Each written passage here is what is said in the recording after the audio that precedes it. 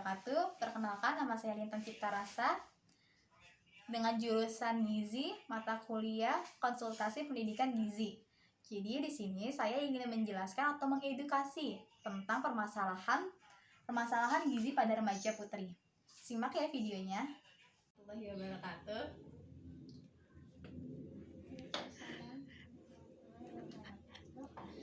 Ya, gimana adik-adik kabarnya semua? Baik. Udah pada kenal kakak belum? Udah. Kalau misalkan ada yang belum, aku perkenalkan nama dulu ya. Nama aku Lintang Cipta Rasa. Jadi di sini aku ingin menjelaskan tentang permasalahan gizi pada remaja putri. Oke, jadi masalah gizi pada remaja putri ini banyak terjadi di Indonesia, baik gizi kurang maupun gizi lebih. Jadi kita ada hasil riset kesehatan pada dasar tahun 2013 yang menunjukkan bahwa prevalensi remaja yang status gizi khusus secara nasional itu sebesar 3,4%. Sedangkan yang dimaksud remaja adalah transisi dari anak-anak menuju ke dewasa. Masa ini merupakan masa terpenting dalam kehidupan. Masa ini adalah pertumbuhan maupun perkembangan biologis antara pematangan seksual atau peningkatan berat badan dan tinggi badan. Perubahan bentuk juga diukur dapat menyebabkan remaja memiliki citra tubuh dan gangguan makanan. Jadi oleh sebab itu makanya ini ada beberapa perilaku makan. Perilaku makan itu ada asupan yang tidak seimbang sama konsumsi fast food. Yang kedua itu ada citra tubuh yang dapat mempengaruhi masalah gizi pada remaja putri. Apa sih asupan tidak seimbang? Jadi, yang dimaksud ini tidak seimbangnya asupan gizi yang masuk dalam tubuh dengan kecukupan gizi yang dianjurkan. Oke, jadi perilaku makan itu merupakan proses pertumbuhan dan perkembangan yang pesat terjadi di remaja, sehingga energi juga zat gizi diperlukan oleh tubuh dalam jumlah yang banyak. Masalah gizi sangat rentan terjadi pada remaja dikarenakan gaya hidup yang salah, karena sebagian remaja memiliki keinginan agar tubuhnya sesuai dengan yang diinginkannya, yaitu contohnya itu kayak langsing, terus habis itu tinggi. Makanya dia akan merubah perilaku makan tersebut. Terus habis itu hal ini mengakibatkan remaja putri melakukan perubahan perilaku makan yang tidak sehat agar tercapainya bentuk tubuh yang dikehendaki, sehingga membawa dampak negatif. Salah satunya yaitu tidak seimbangnya asupan gizi yang masuk ke dalam tubuh dengan kecukupan gizi yang dianjurkan. Selain itu, gizi rentan terjadi karena aktivitas remaja yang lebih besar dibandingkan dengan pada masa kanak-kanak. Habis itu, tetapi energi yang masuk tidak seimbang dan energi yang dikeluarkan. Kebutuhan remaja itu relatif lebih besar. Sedangkan relatif lebih besar karena remaja memiliki masa pertumbuhan sehingga dianjurkan untuk mengkonsumsi makanan yang beragam. Jadi di sini ada bentuk makanan porsi piring ya. Di sini ada contohnya itu, yang di samping ini ada makanan karbo. Makanan karbo itu apa aja sih? Seperti kayak nasi, kentang, singkong, roti, itu termasuk makanan dalam kategori karbo atau karbohidrat. Di sini ada buah-buahan kayak pisang, nanas, kayak gitu tuh, apel. Dan ini ada sayuran. Sayuran itu ada sayur kayak bayam, sawi, kangkung. Dan di sini ada contoh dari makanan yang susu-susuan, ada susu sapi, kayak keju kan termasuk ke dalam kategori susu ya. Yogurt juga tuh termasuk kategori susu. Terus habis ini ada kayak makanan hewani. Di sini ada contohnya kayak daging sapi, daging ayam. Itu termasuk. Terus habis itu ada telur juga nih contohnya. Oke, dah kan? Itu salah satu dari perilaku makanan yang seimbang yang dianjurkan. Yang kedua itu kan ada fast food. Fast food itu perilaku makan sangat terpengaruhi terhadap status gizi. Jadi fast food itu adalah salah satu makanan yang disajikan secara langsung Terus habis itu karena kebutuhan remaja itu banyak kegiatannya seperti ekstrakurikuler, pekerjaan rumah, bimbingan belajar, menjadi salah satu remaja untuk mengkonsumsi makanan fast food karena memiliki waktu yang sangat cepat untuk dikonsumsinya atau disediakan. Oke, terus habis itu menjadi salah satu remaja untuk meninggalkan waktu makannya khusus pada sarapan. Jadi itu salah satu faktornya itu. Yang kedua itu remaja itu selalu meninggalkan makanan pada saat sarapan. Itu termasuk kategori ya. Remaja sering mengkonsumsi makan cepat saji atau fast food. Di sini karena adanya terpengaruh dari luar, seperti zaman sekarang kan anak-anak suka terpengaruh dari teman-temannya, makan ini yuk. Itu salah satu dari konsumsi fast food, kayak dia mengikuti zaman gitu loh. Oke, terus habis itu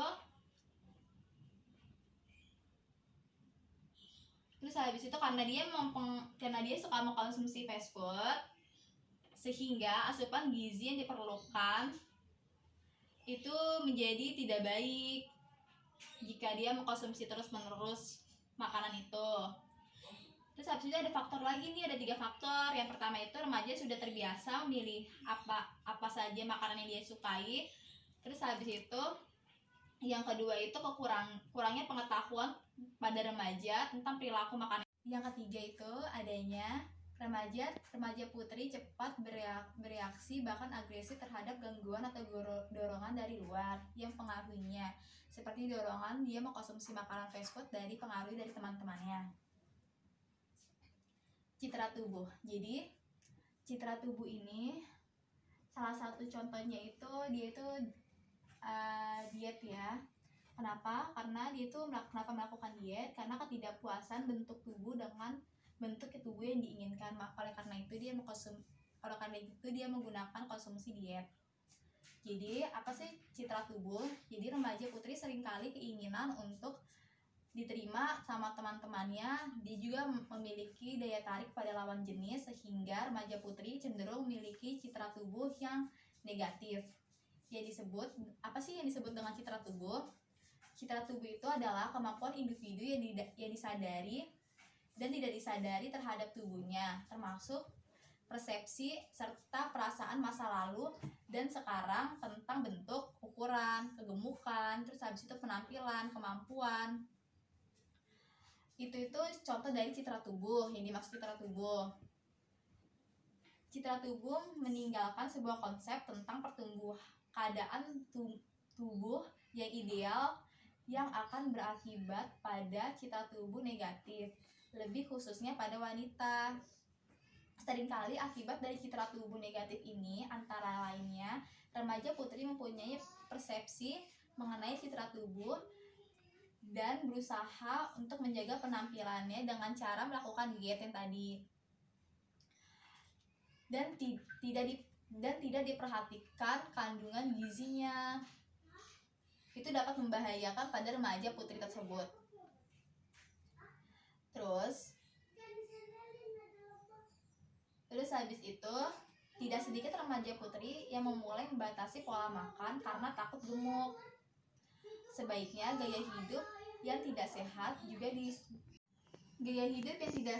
dan juga kesadaran yang kurang akan kesehatan membuat sebagian besar remaja putri secara berlebihan menyebabkan kegemukan. Hal ini mempengaruhi status gizi pada remaja putri. Lanjut ya. Jadi citra tubuh itu dibagi menjadi 2. Yang pertama citra tubuh positif, yang kedua citra tubuh negatif.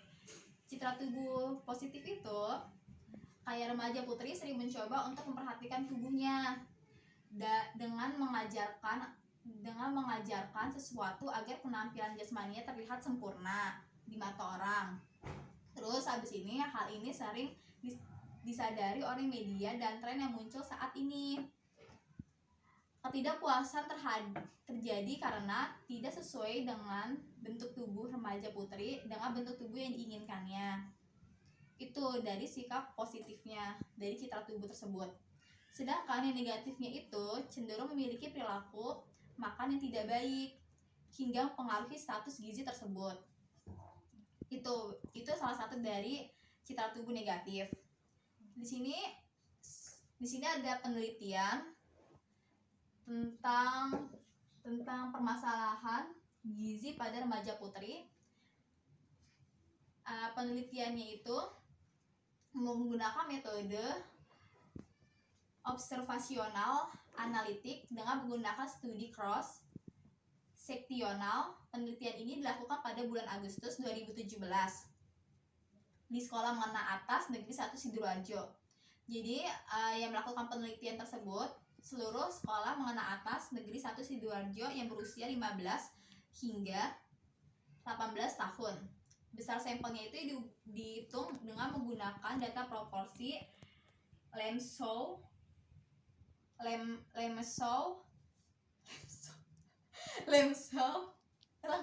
Jadi dia itu menggunakan besar sampel yang dihitung menggunakan data proporsi Lemshow, atau pengambilan sampel ini digunakan dengan menggunakan sampel random sampling. Terus habis itu pengumpulan data terdiri dari antropometri, yaitu tinggi badan, berat badan, untuk menentukan status gizi berdasarkan indeks massa tubuh atau bisa disebut dengan IMT. Terus menurut umur dengan standar antropometri yang mengacu pada standar. Hasil penelitian ini menunjukkan remaja putri berkisar 15 sampai 18 tahun. Remaja putri ini yang memiliki banyak responden adalah remaja putri usia 16 tahun sebesar 44%. Sedangkan remaja putri yang paling sedikit jadi responden adalah remaja putri berusia 18 tahun sebesar 4,3%. Terus habis itu berdasarkan hasil tersebut, remaja putri memiliki perilaku makan yang baik sekitar 57%, tetapi presentasi ini tidak jauh dengan remaja putri yang memiliki perilaku makan tidak baik sebesar 43%. Baik remaja putri yang sering meninggalkan waktu sarapan itu sebesar 50,5%. Jadi hal ini membuat remaja putri terasa lapar pada siang hari, sehingga porsi makan yang dimakan lebih banyak daripada yang seharusnya karena dia belum melakukan sarapan pada pagi hari. Selain itu, remaja juga sudah biasa memiliki makanan yang dia sukai tanpa melihat bahan apa saja yang terdapat pada makanan tersebut.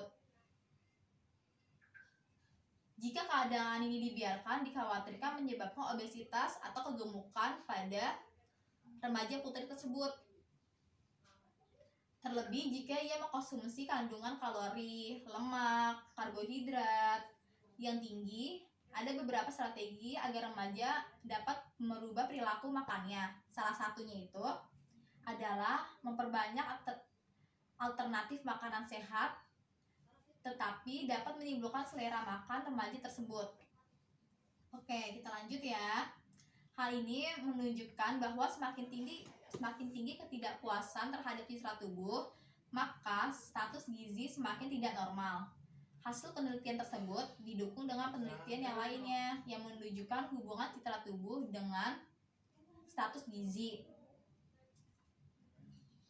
Jadi ketidakpuasan ini seringkali terjadi karena remaja putri merasa tubuhnya itu terlalu gemuk atau merasa bahwa tubuhnya itu terlalu kurus. Terus habis itu dia merasa juga beberapa bagian tubuh yang tidak dia sukai, seperti kayak misalkan bagian tubuh dari lengannya itu merasa kebesaran, atau bagian dari pahanya itu merasa kebesaran. Oleh sebab itu dia itu melakukan diet tersebut. Makanya dia termasuk kategori citra tubuh itu termasuk kategori diet. Oke. Jadi selain perilaku makan, citra tubuh negatif juga mengakibatkan remaja putri melakukan sebagian usaha menurunkan berat badan dengan cara yang tidak benar, dan nantinya akan mempengaruhi status gizinya. Mempengaruhi status gizi, terus habis itu dia itu akan menyebabkan faktor penyakit. Faktor penyakit apa aja sih?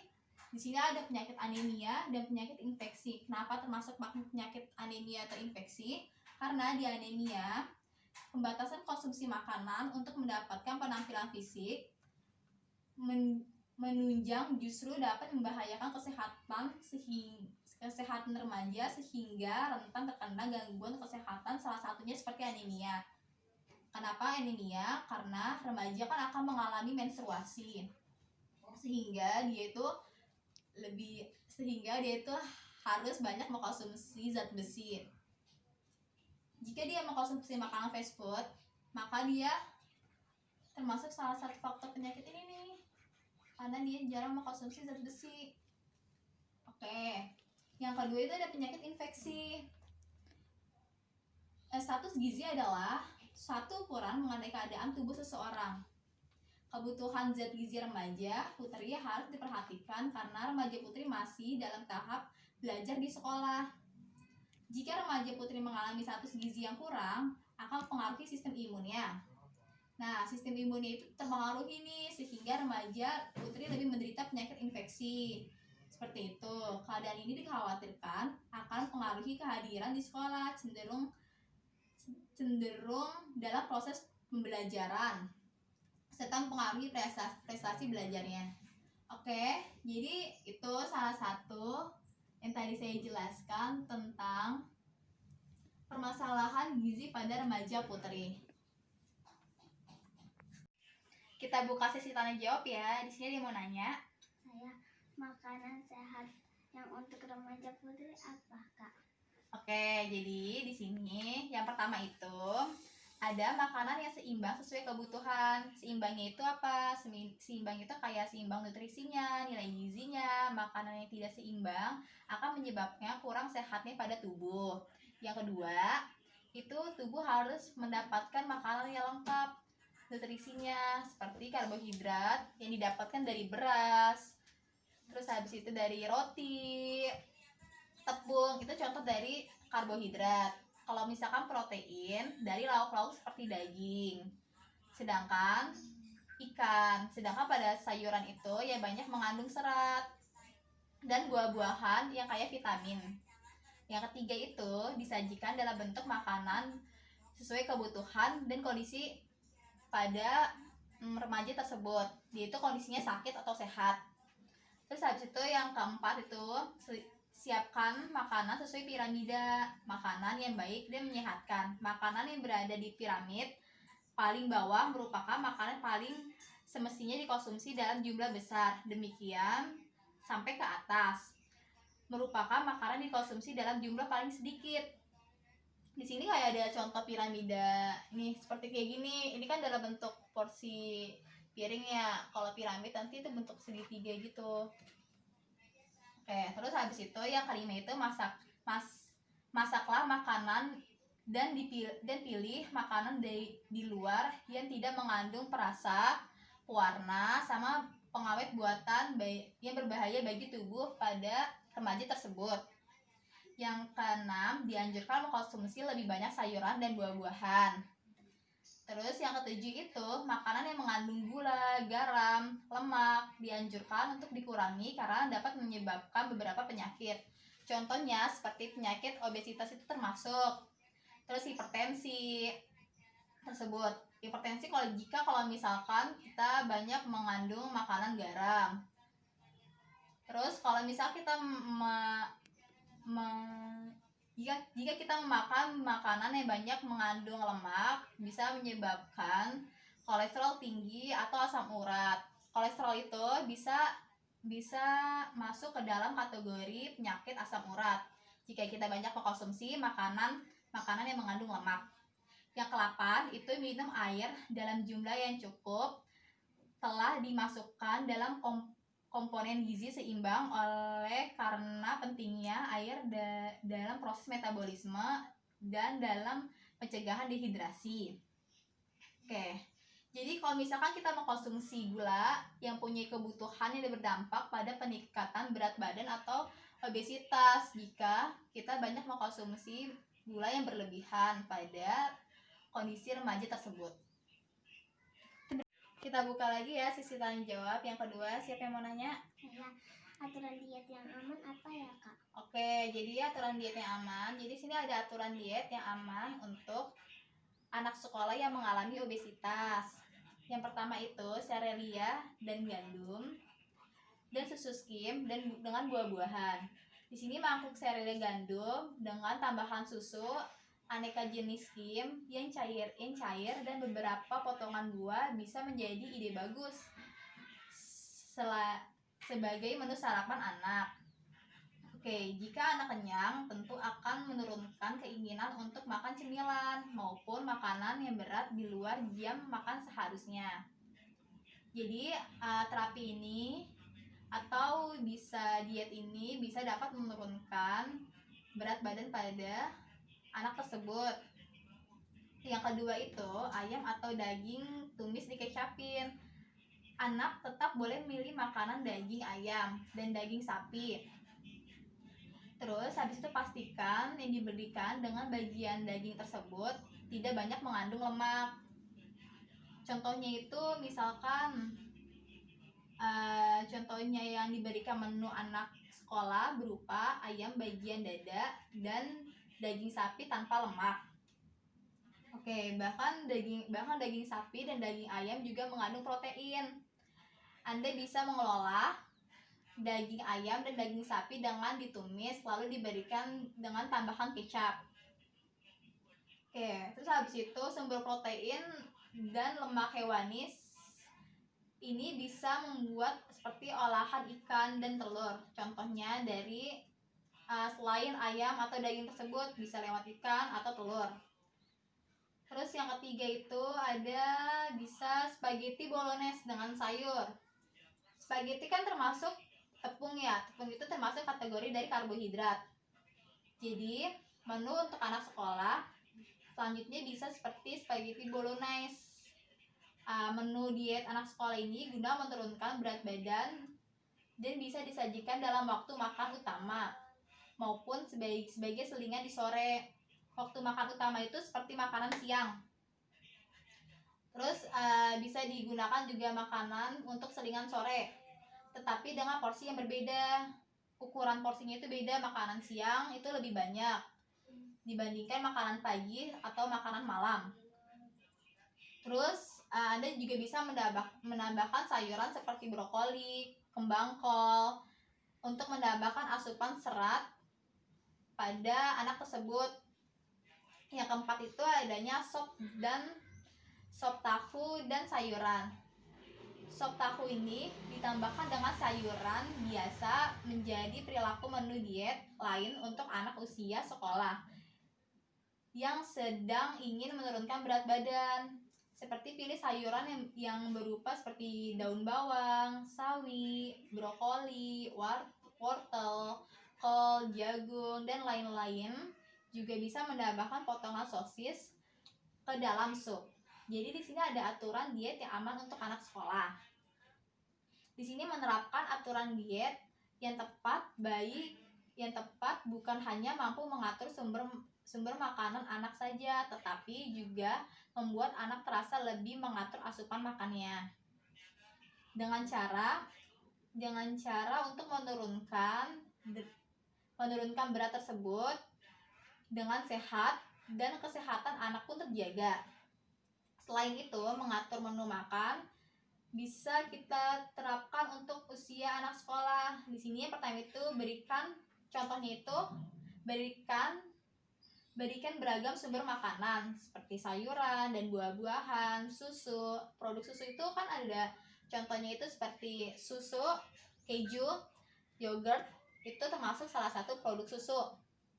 Terus habis itu daging-daging, ikan, kacang-kacangan, tahu, tempe, sumber protein yang tinggi. Karbohidrat itu seperti nasi merah, gandum, roti, terus habis itu serealia, itu termasuk salah satu contoh dari sumber karbohidrat.